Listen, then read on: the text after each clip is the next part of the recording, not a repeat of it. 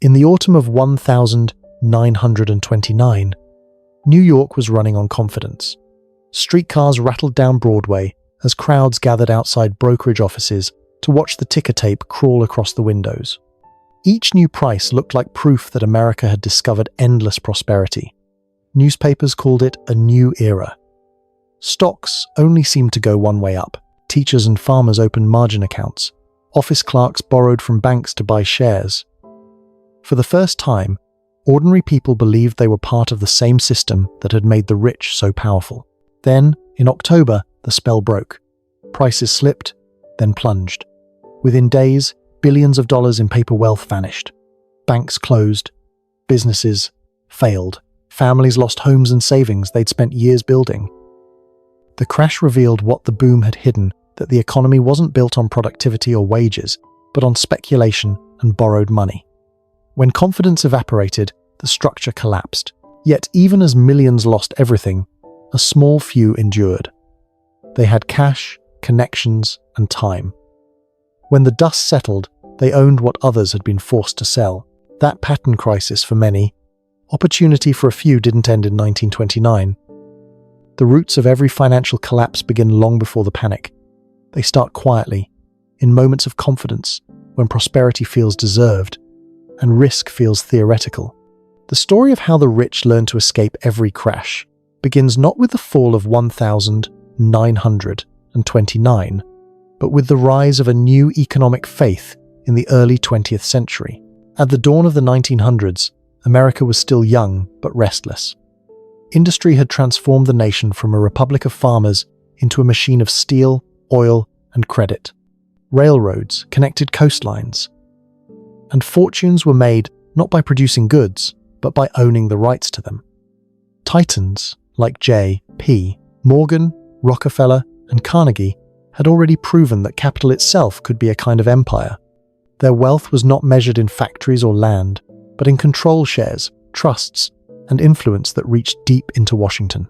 After the panic of 1907, a sudden market collapse that nearly destroyed the banking system, something changed. Ordinary Americans saw chaos.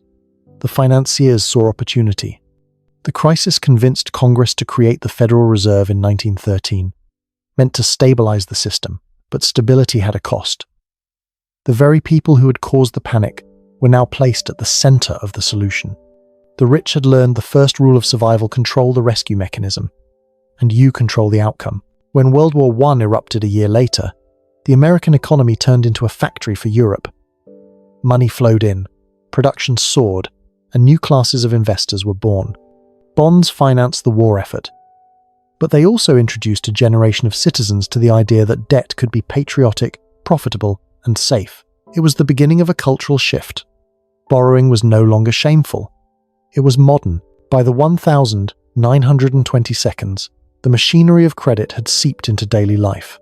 Installment plans let families buy cars, radios, and furniture on time. Businesses took loans to expand. Banks issued margin accounts that let investors buy stocks with borrowed money. The era's newspapers didn't speak of caution, they spoke of a new economic order. Productivity and optimism were indistinguishable. To most Americans, the boom looked democratic. Everyone could participate.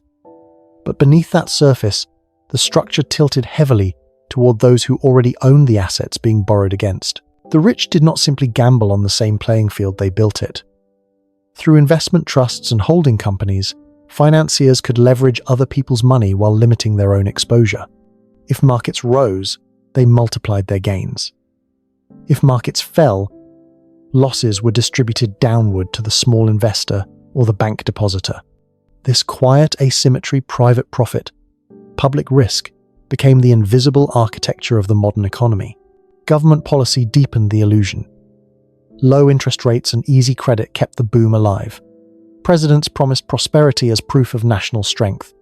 The country's wealthiest citizens, flush with cash from post-war industry, funneled money into real estate and stocks, driving prices beyond reason. Newspapers celebrated their success stories as proof of what ambition could achieve. In truth, those stories masked how concentrated the gains had become. By 1928, the top 1% of Americans controlled nearly a quarter of all income, a record that would not be broken again until the 21st century. Still, most people believed the wealth at the top would trickle down, as long as confidence remained. And confidence did remain until it didn't. The origins of the 1929 crash, then, were not merely financial, they were psychological. America had fallen in love with leverage, the idea that the future could be bought today and paid for tomorrow. It was a faith built on motion. As long as everyone kept buying, selling, and borrowing, the illusion held. But the people who benefited most understood that faith alone could not last forever. They had seen panics before. They had the liquidity, the lawyers, the overseas accounts. When prices began to wobble, they were first to move. By late summer 1929, insiders were quietly cashing out while public enthusiasm still surged. The ordinary investor, the teacher, the mechanic, the clerk, was the last to know that the boom was over. When the market broke that October, the fall seemed sudden. But to those at the top, it was simply a harvest. This is where the pattern first solidified. The wealthy could not always prevent crashes, but they could position themselves to benefit from them. They diversified into tangible assets, land, gold, influence. And when desperation spread, they re-entered the market to buy everything back for a fraction of its former price. It was not conspiracy, it was structure. The system rewarded those who had the least need to risk, and punished those who had no choice but to. After the dust settled, a new story began to take hold, that the Depression was an unforeseeable tragedy. Yet in private letters and boardroom memos, the architects of finance were already planning the next safeguards for themselves: government guarantees, preferential loans, political alliances that would ensure that, whatever came next, they would be inside the circle of rescue. The irony was that the same tools created to prevent another catastrophe, the Federal Reserve, deposit insurance, the regulation of credit, also cemented the idea that large institutions were too essential to fail. The wealthy had not only escaped the worst of the storm, they had emerged with systemic protection written into law.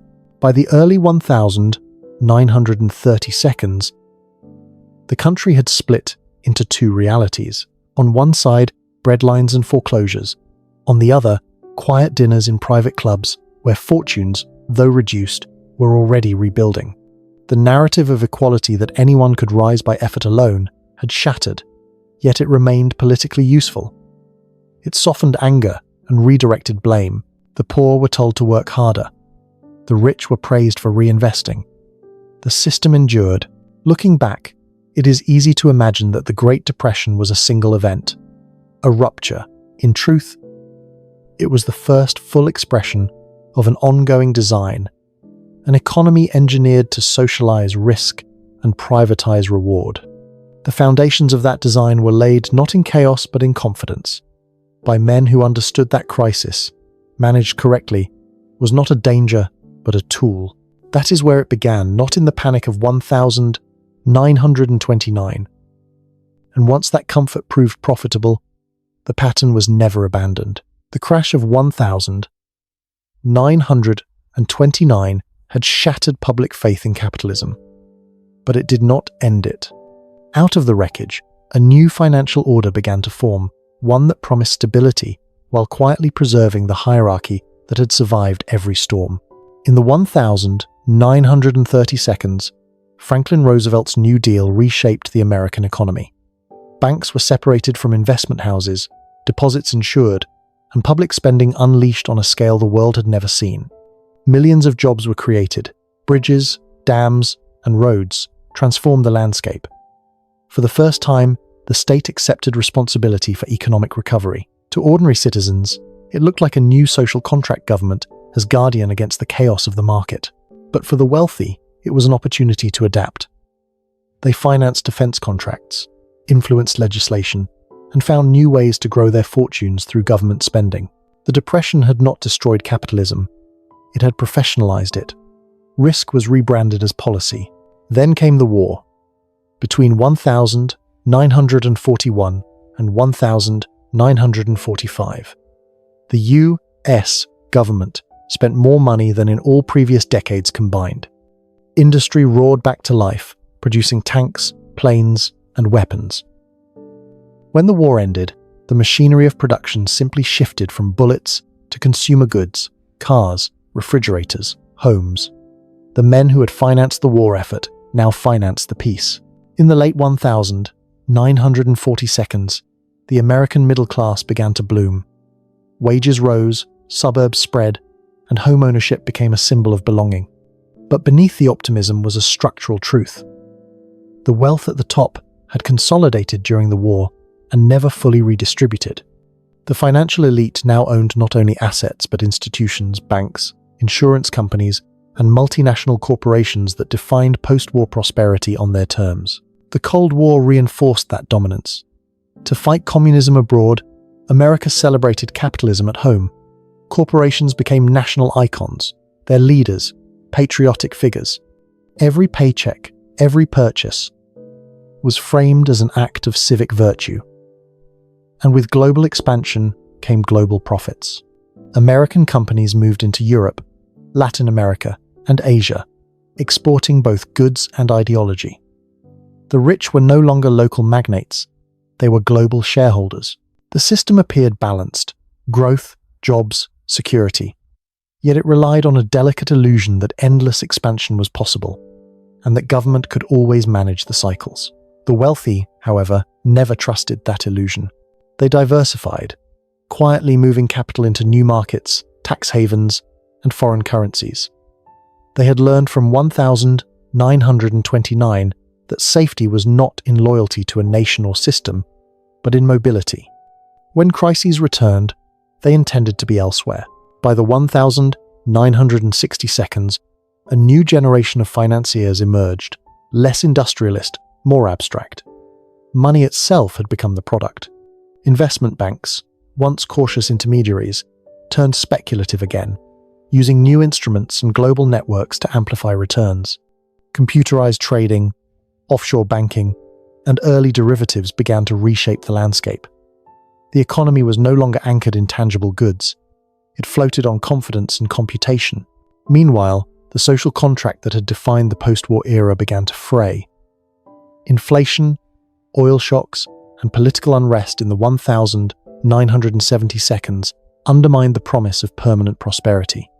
The public wanted stability. The powerful wanted freedom. Deregulation became the new creed. Barriers that had been built after 1929 were dismantled. One by one, the lines between commercial and investment banking blurred. Capital controls loosened. Taxes on the wealthy fell. This was the true rise, not of a new elite, but of a system designed to ensure that no elite would ever fall again. Markets became faster, larger, and more complex, but their structure preserved the same asymmetry. Risk was shared, rescue was concentrated. Whenever instability appeared, the response followed a familiar pattern: stimulus for the many, protection for the few. By the 1982, the financial world had fully transformed. Wall Street was no longer a place. It was an idea, replicated across global capitals. Hedge funds, private equity firms, and multinational banks replaced industrial dynasties as the engines of wealth. Capital moved faster than governments could regulate it. The people who controlled it lived above borders, their assets shielded by distance and design. To the public, it looked like progress, innovation, globalization, efficiency. Every reform meant to stabilize the system had been reinterpreted as a tool to expand it. Every safeguard became leverage. The Depression had taught the rich how to survive collapse. The post-war decades taught them how to profit from volatility itself. By the end of the century, inequality had quietly returned to levels not seen since the 1920s. But this time, there would be no sudden crash, only slow, invisible concentration. Wealth no longer rose and fell with the market. It compounded, sheltered by policy, influence, and complexity. The old titans had been industrialists. The new ones were financiers. Their product was no longer steel or oil. It was certainty in an uncertain world. By the 1992, the world's financial system had become a network so vast and opaque that few truly understood how it worked, and fewer still wanted to. The language of markets shifted from productivity and wages to liquidity, leverage, and derivatives. Profits were no longer tied to making things, but to moving numbers. Capital had become abstract faster, colder, and further removed from human consequence. The reforms of the post-war era had promised protection. Now, they were tools of manipulation. The same central banks once designed to prevent speculation began to encourage it. Interest rates fell, credit expanded, and politicians learned that rising markets were the cheapest form of public approval. Every election cycle depended on confidence. Every government quietly feared the day it might vanish. This was the new unwritten pact between the powerful and the public. Keep the numbers rising. As long as markets climbed, homes appreciated, and jobs appeared stable, no one asked too many questions about how fragile the structure had become. Inside investment banks, complexity replaced transparency. Derivatives, bets upon bets, were sold as risk management, but used as leverage. Financial engineers built products so intricate that even their creators couldn't predict their behavior. Yet the profits were immense, and the bonuses immediate. Accountability was optional. The old banker's caution had given way to a gambler's logic. If losses ever came, the government would have no choice but to intervene. It was a quiet corruption not of law, but of purpose. Finance no longer served the economy. The economy served finance. CEOs became celebrities. Economists became brand ambassadors, and inequality grew so slowly that most mistook it for progress. Debt became the invisible currency of modern life. Credit cards replaced savings. Student loans replaced opportunity. The system fed on optimism, and optimism was everywhere. Then came the millennium, a new century, a new illusion. Technology promised to democratize everything. Startups replaced factories as symbols of the future. Young investors traded from laptops, believing they were part of a new revolution. But behind the glass screens, the same old hierarchy remained. The infrastructure of wealth had evolved faster than the rules meant to contain it. When the dot-com bubble burst in 2000, it should have been a warning. Instead, the response was to make credit even cheaper. The Federal Reserve slashed rates, and a new mania began housing. Mortgages, the most ordinary of loans, became the foundation for a global web of speculation. Everyone from pension funds to governments bought in. The rich, once again, had rewritten risk. They owned the firms designing the products, the agencies rating them, and the lobbyists ensuring oversight stayed weak. To the public, the housing boom looked like opportunity. To those at the top, it was collateral. In 2008, when the illusion finally collapsed, the pattern repeated with ruthless precision. Millions lost homes, jobs, and savings. The institutions responsible for the crisis were rescued, not punished. The logic was simple. They were too big to fail. The same phrase that had once described national defense now described private banks. Trillions were created overnight to stabilize markets, while families waited in unemployment lines. It was the most extraordinary transfer of wealth in modern history, and it happened in plain sight. Stocks rebounded within a year. Executive bonuses returned even sooner. Meanwhile, austerity and stagnation defined the lives of the middle class for the next decade. The message was unmistakable. In this system, risk was never truly shared. When profits were made, they were private. When losses appeared, they became public. By the 2010 seconds, cynicism had turned to dependence. The world no longer believed markets were fair, but it couldn't afford for them to fall. Every pension, paycheck, and policy relied on the same fragile confidence. Governments, terrified of another crash, intervened at every tremor. Interest rates stayed near zero. Debt ballooned. Speculation resumed. Technology amplified it further. High-frequency trading, algorithmic speculation, and digital platforms moved faster than regulation could follow. Ordinary investors believed they were empowered by access apps, data, low fees, but they were only seeing the surface. Behind every democratized trade stood invisible infrastructure owned by the same few firms.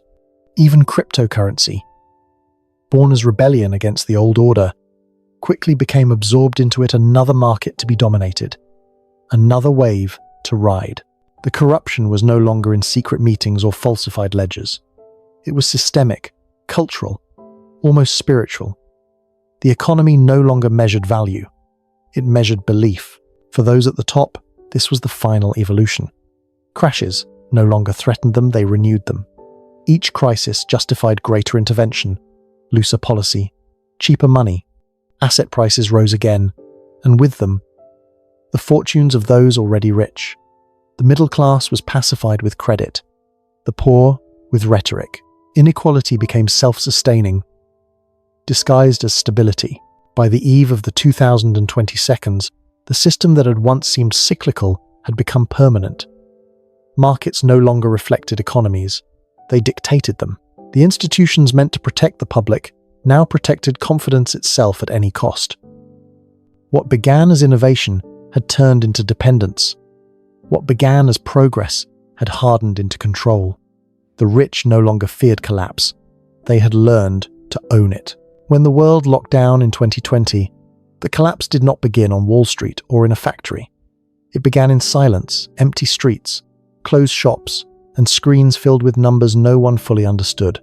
Within weeks, global markets fell faster than at any point in modern history. Planes stopped flying, oil prices turned negative. For the first time, money itself seemed suspended in midair. Governments reacted with speed that stunned economists. Trillions were created overnight to keep the system breathing.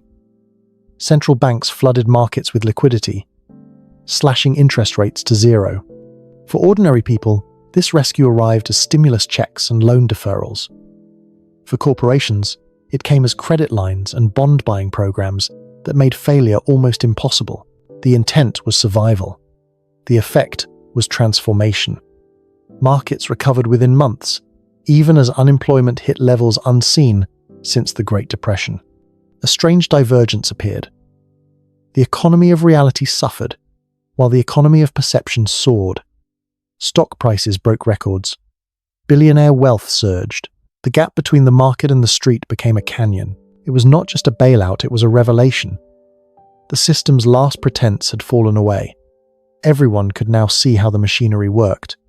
When crisis came, money flowed upward first. The rich no longer needed to escape collapse. They were positioned to benefit from it. Yet the rescue carried a hidden cost. By printing and borrowing at such unprecedented scale, governments had mortgaged the future to preserve the present. Cheap money reignited speculation. Housing prices exploded. Assets inflated. Wages did not. The recovery was not a return to normal, but the acceleration of every imbalance that already existed. In this new landscape, power moved quietly. Private equity firms began buying suburban homes by the thousands, turning shelter into portfolio. Technology companies consolidated entire industries overnight, their valuations ballooning on the promise of dominance. The wealthy no longer merely influenced markets, they became the market itself. For ordinary citizens, the consequences were subtle but relentless. Rent climbed, debt deepened. Every necessity, food, fuel, healthcare, became more expensive.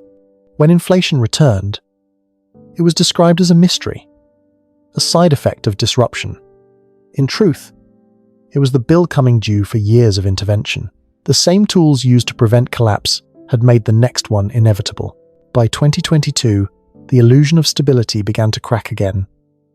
Markets wobbled under the weight of debt and speculation. Central banks, once saviors, found themselves trapped. The cycle that had begun in 1929, confidence, collapse, rescue, had reached its most fragile form. Each solution demanded a larger response than the last, until the responses themselves became the source of instability. But within that fragility, something began to change. A quiet disillusionment spread, not panic, but awareness. Younger generations, burdened with debt and priced out of ownership, no longer believed in the promise of the system. They saw that wealth was not created by labor or innovation alone, but by access. The myth of merit cracked. Some withdrew from the game altogether, saving in alternative assets, building outside institutions, searching for ways to opt out. Others tried to reform it, demanding accountability, transparency, and new rules for a globalized economy that had outgrown national oversight. The old order, for the first time in decades, faced moral resistance rather than envy. Still, the structure held for now. The rich had learned not only how to survive crisis, but how to appear indispensable to fixing it. Their wealth had become systemic. To challenge it was to risk collapse itself. And so governments hesitated, markets endured, and inequality hardened into architecture. What began as a health crisis had become a mirror, reflecting the truth of a century-long design, that the same hands which once built the system now held the power to decide when and whether it should fall. The collapse had not destroyed the structure. It had revealed it. A century after the crash of 1929, the system that emerged from its ashes still defines the modern world. It has changed its language, its tools, its symbols, but not its essence. The pattern remains: expansion, illusion, collapse, rescue. Each generation believes it will be the last to repeat it. Each discovers, too late, that the rules were written long before they arrived. The legacy of these cycles is more than economic. It is psychological. For most people, money is no longer a measure of value, but of vulnerability, a shield against uncertainty, a bet against collapse. The faith that once bound citizens to institutions has eroded. People no longer expect fairness. They expect survival. That quiet cynicism is the true inheritance of a century shaped by crisis. The wealthy, meanwhile, have perfected adaptation. Their empires span continents, operating in digital clouds and offshore ledgers, moving faster than regulation or democracy can follow. Where once power was industrial and visible, smokestacks, railroads, mansions, now it is algorithmic, invisible, and global. A portfolio can shift across the planet in milliseconds. A corporation can exist everywhere and nowhere. This is the final evolution of wealth: detachment. The richest individuals are no longer anchored to nations or currencies. They are citizens of liquidity, loyal only to preservation. Their influence flows through think tanks, data platforms, foundations, and political donations, shaping policy long before voters understand its meaning. The system no longer protects wealth. Wealth is the system, yet even they are not immune to the larger truth. Every illusion, no matter how sophisticated, depends on trust. Money has value only because people believe it does. Markets function only because participants expect others to keep playing. When that collective faith weakens, no amount of technology or power can replace it. History's lesson is cruelly consistent. Confidence is the most fragile currency of all. The echoes of that fragility are everywhere.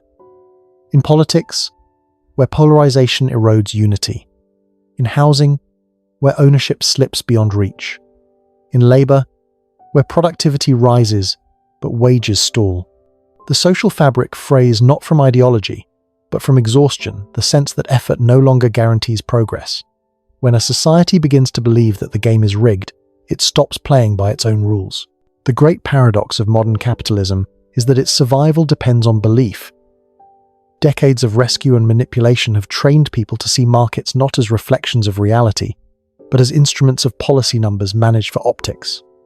Growth is demanded, not discovered. Every downturn is met with intervention. Every risk absorbed by the public. The system cannot crash, but it can hollow out. The result is an economy that looks stable but feels precarious. Asset prices rise, yet anxiety spreads. Employment returns, but meaning fades. The metrics of progress continue to climb, while the lived experience of security declines.